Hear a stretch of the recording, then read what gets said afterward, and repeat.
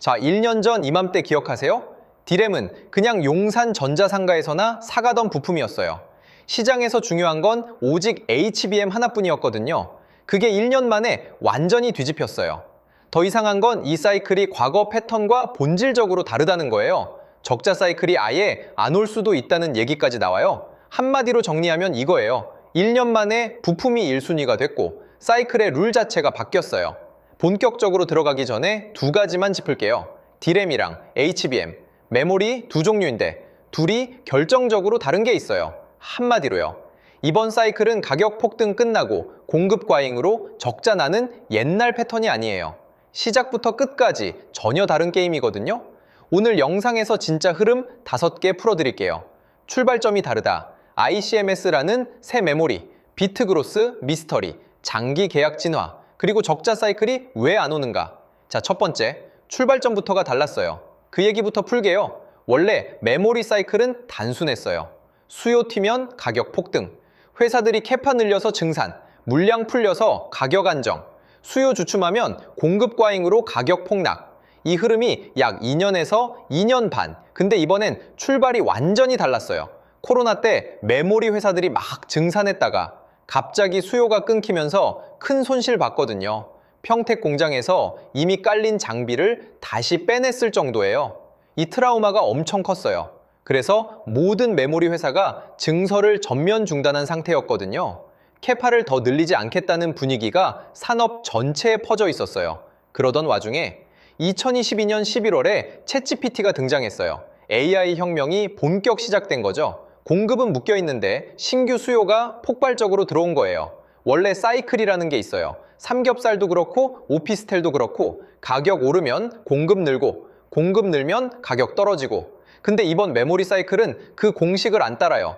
출발 조건 자체가 비대칭이었으니까요. 출발 조건을 한 줄로 보세요. 공급은 묶여 있고 신규 수요는 폭발. 그래서 게임이 시작부터 다른 거예요. 자, 그 다음 이야기가 더 흥미로워요. 처음엔 시장이 HBM만 봤거든요. 디램은 여전히 별거 아니었어요. 그게 어떻게 1순위가 됐냐? HBM, 이 뭔지 한 줄로 정리할게요. AI GPU 옆에 붙어서 초고속으로 데이터 주고받는 메모리예요.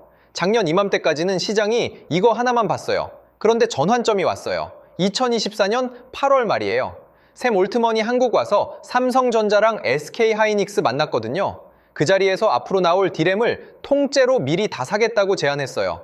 그날 이후 디램 가격이 본격적으로 튀기 시작했어요. 재작년 8월, 9월부터요. 이게 바로 용산 부품이 AI 서버 핵심으로 변신한 그 순간이에요. 단순 숫자만 보세요. 그 사이 디램 현물가가 5배 가까이 뛰었어요. 1년 만에요. 참고로 샘 올트먼이라는 사람을 한번 보세요. 챗GPT 만든 오픈AI CEO 얘요. 지금 글로벌 AI 흐름을 사실상 주도하는 인물이거든요. 그런 사람이 직접 한국까지 날아왔다는 게 시그널이었던 거죠. 한마디로요. 그냥 부품 취급받던 디램이 갑자기 AI 서버의 가장 중요한 메모리가 됐어요. 같은 칩인데 위상이 완전히 뒤집힌 거예요. 근데 왜 갑자기 메모리가 그렇게 많이 필요해진 거냐? AI 모델이 진화한 단계 자체에 답이 있어요. 단계가 4개예요. 사전학습, 환각 발견, 사후학습, 그리고 추론. 이 4단계가 누적되면서 메모리 사용량이 폭증한 거거든요. 하나씩 풀게요.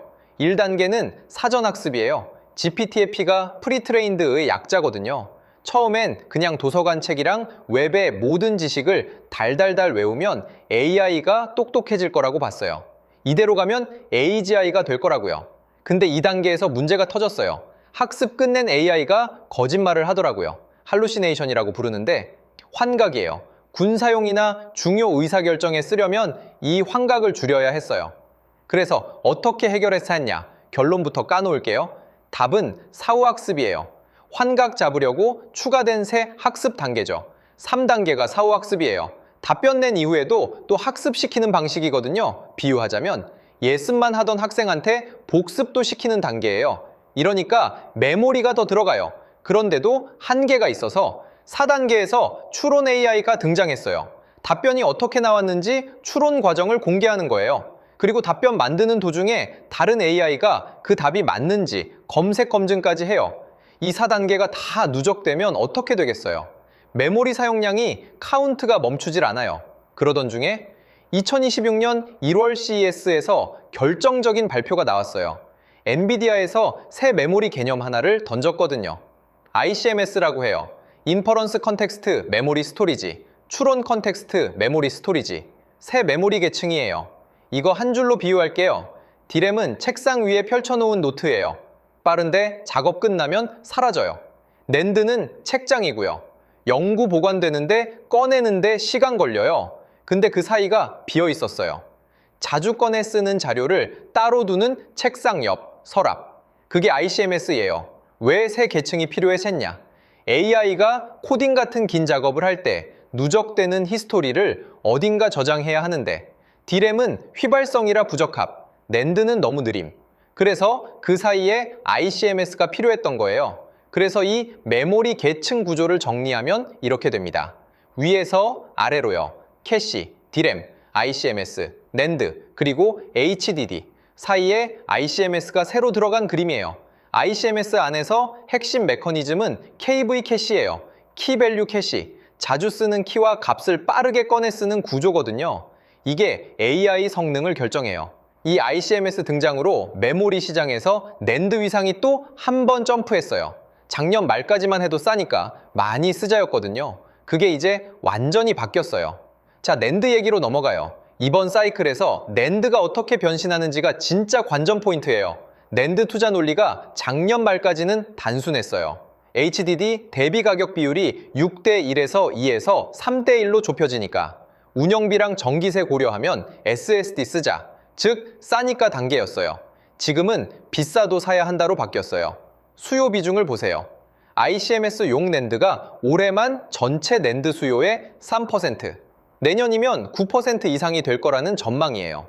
9%면 모든 애플리케이션 중 단일 최대 고객이 됩니다. 여기서 진짜 중요한 비교가 있어요. HBM, 이 전체 디램 비트의 단 6%만 차지하면서도 시장 전체를 뒤흔들었거든요. 낸드에서도 같은 충격이 시작될 수 있다는 거예요. ICMS 용 낸드가 왜 이렇게 임팩트가 큰지 한번 보세요. 강점이 분명해요. 그러니까 낸드에서도 곧 HBM처럼 시장 가격 전체를 흔드는 충격이 시작될 수 있어요. 6%가 한 일을 9%가 또 한다는 거죠. 한마디로요, 낸드 위상이 작년이랑 올해랑 완전히 달라요. 싸니까 사던 부품이 비싸도 사야 하는 부품이 됐어요. 자, 여기서 진짜 미스터리가 나와요. 메모리 수요가 그렇게 폭발한다면 비트그로스도 폭발해야 되거든요. 근데 비트그로스는 추세선 그대로예요. 왜? 비트그로스 추세를 한번 보세요. 그래프로 보면 폭발하지 않아요. 그냥 평소처럼 흘러가요. 가격이 5배 뛰는데 비트는 그대로. 이게 진짜 이상한 거예요. 수요는 폭발하는데 비트는 그대로. 이 격차가 진짜 핵심이에요. 누가 양보하면 가격 안정될 텐데 양보가 안 되니까 가격이 5배, 10배 가는 거고요. 첫 번째 답이 나옵니다. HBM, 이 범용 디램을 잠식하고 있어요. HBM 1바이트 만들려면 범용 디램 대비 웨이퍼를 약 3배 투입해야 해요. 같은 웨이퍼 3장으로 범용은 300개 나오는데 HBM은 100개예요. 두 번째 답. 웨이퍼 투입량 자체가 회복이 안 됐어요. 분기 웨이퍼 투입량이 2022년 약만 4,700에서 시작해서 2023년만 2,200대로 떨어진 후 2025년에도 12,900 수준이에요. 정점에 못 미쳐요. 이유가 두 개예요. 첫째, 라인 전환 작업이 상시화됐어요. 작년 엔비디아 블랙웰용 HBM3 만들던 라인을 올해는 루빈 GPU용 HBM4로 바꿔야 하거든요. HBM4는 IO가 1024개에서 2048개로 늘고 디자인이 완전히 달라요. 비유 하나 할게요. 옛날 자동차 공장은 한 라인에서 세단이랑 해치백 둘 다 만들었어요. 같은 플랫폼이니까 셋업만 살짝 바꾸면 됐거든요. 근데 지금은 SUV는 별도 공장, 전기차는 완전히 다른 라인이에요. 종류가 폭증하면서 라인 회전이 느려진 거예요. 두 번째 이유는 노드 분리예요. 옛날엔 같은 공정으로 DDR이랑 LPDDR 같이 만들었거든요. 한쪽 수요 줄면 다른 쪽으로 빠르게 전환했어요. 지금은 HBM4랑 LPDDR, 이 서로 다른 노드를 써요. 노드가 다르니 상호 전환이 물리적으로 불가능해요. 그리고 더 큰 문제, 공장 자체가 부족해요. 옛날엔 쉘 퍼스트라고 해서 패시 먼저 짓고 부지 비워뒀거든요. 반년 만에 라인 깔 수 있었어요.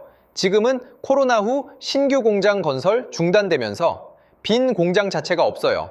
지금 SK하이닉스랑 삼성이 신규 메모리 공장을 짓고 있긴 해요. 올 하반기부터 본격 올라가고 내년 하반기부터 생산 설비 들어가요. 즉, 새 웨이퍼 투입 증가는 2027년 하반기 이후에야 본격화돼요. 여기서 시청자분들이 궁금해할 게 하나 있어요. 그럼 이거 의도적 감산 아니냐? 음모론처럼 들리지만 합리적 의심이거든요. 한번 따져볼게요. 질문은 이렇게 던져요. 만들어 놓고 재고 없다고 하는 거랑 아예 안 만들어 놓고 없다고 하는 거랑 결과는 같지 않냐? 답이 두 갈래로 나옵니다. 첫 번째 답은 비용 구조예요. 메모리 같은 대규모 장치 산업은 감가상각 비용이 재고 비용보다 훨씬 커요. 수십조 들여 라인 만들었으니까. 가동률 낮추는 건 가장 비효율적인 선택이에요. 차라리 풀가동해서 재고 만드는 게 경제적이거든요. 두 번째는 정보 대칭성이에요. 원래 빅테크 메모리 구매 담당 헤드는 실리콘밸리 출신이었거든요. 근데 작년부터 거의 다 한국대만 출신으로 바뀌었어요. 그것도 삼성, SK하이닉스, 마이크론 퇴직자로요. 이게 어떤 구조냐? 그 사람들 친구 없겠어요? 의도적 감산하고 있다면 그거 모르겠어요? 선배가 전화 한 통하면 다 흘러나와요. 정리하면. 의도적 감산은 합리적 선택이 아니에요. 비용도 안 맞고 숨길 수도 없어요. 다만 라인 전환이 상시화되면서 그 경계가 흐려진 측면은 있어요. 여기서 또 흥미로운 게 나와요. 장기 계약 조건이 진화했거든요. 과거 계약과는 비교가 안 될 정도로 메모리사에 유리해졌어요. 지금 새 계약 형태가 세 가지예요. 가격 밴드, 성급금, 전용 라인 하나씩 풀어볼게요. 이 세 계약이 실제로 어떻게 작동하는지 한 가지 사례를 보세요. 가격 밴드 방식은 $10 기준에서 현물가가 $5로 떨어져도 밴드 안에서 $2만 깎아주는 식이에요. 폭락 충격 흡수해주는 거죠. 근데 진짜 핵심은 이거예요. 지금 빅테크 구매 담당자들의 미션이 가격이 아니라 물량이에요. 가격 밴드는 부차적이고 일단 물량을 받아내는 게 최우선이에요. 최태원 회장이 이런 토로까지 했어요. 눈만 마주치면 다들 메모리 달라고 한다. 미안하다는 말밖에 할 게 없다고. 이 분위기에서는 계약 조건이 메모리사에 유리하게 형성될 수밖에 없어요. 이게 왜 중요하냐면요. 이 계약 구조 자체가 메모리사 실적의 안전판이에요. 가격이 미래에 다소 떨어져도 메모리사 이익은 일정 수준 보호되거든요. 여기까지 오면 자연스럽게 큰 그림 질문이 나와요. 지금 메모리가 전체 반도체 이익의 70에서 80%를 차지해요.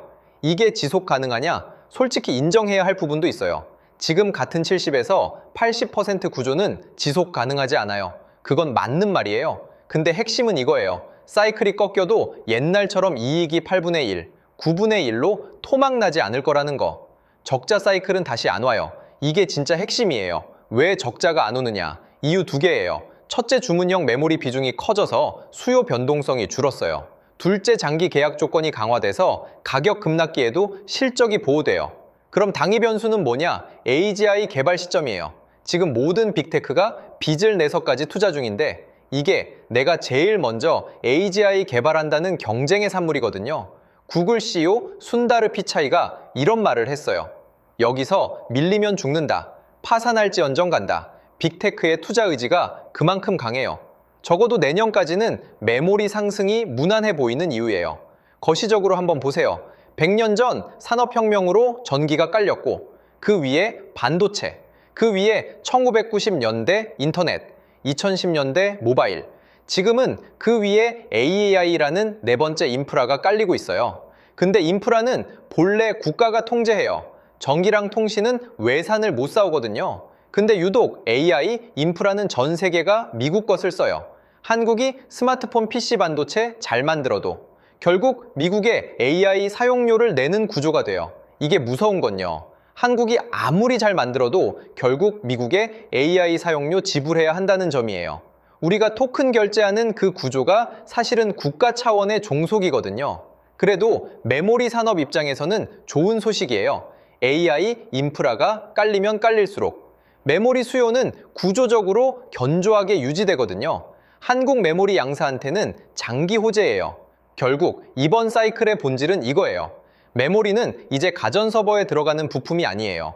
AI 시대 인프라 그 자체예요. 그리고 한번 인프라가 되면 쉽게 빠지지 않아요. 그래서 던지고 싶은 한 줄. 1년 전엔 부품이었던 메모리가 지금은 AI 시대의 토대예요. 그리고 이 흐름은 단기에 안 꺾여요. 여러분은 어떻게 보세요? 이 흐름이 어디까지 갈 것 같으세요? 댓글로 의견 남겨주시면 다음 영상에서 같이 따져보고 싶어요. 도움 됐다면 구독, 좋아요 한 번씩 부탁드려요.